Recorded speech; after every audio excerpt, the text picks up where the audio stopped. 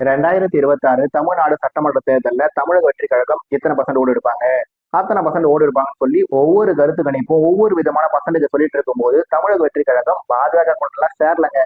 நாமினேஷனுக்கான கடைசி நாள்ல கூட கூட்டணிகள் உருவாகலான்னு இருக்கிறதுனால தாவேக்கா தனிக்கு தான் போட்டிடுவாங்க அப்படின்னு சொல்லி 100% தைரியமா சொல்ல முடியலனாலும் அவங்க 99% தனித்து தான் போட்டிட போறாங்கன்றது ஆல்மோஸ்ட் கன்ஃபார்ம் ஆயிடுச்சு. 2026 தமிழ்நாடு சட்டமன்ற தேர்தலில் 4 முனை போட்டியில இந்த 4 முனை போட்டியில தாவேக்காவை சுத்தி மற்ற 3 கட்சிகள் விமர்சனம் வைக்க போறாங்க.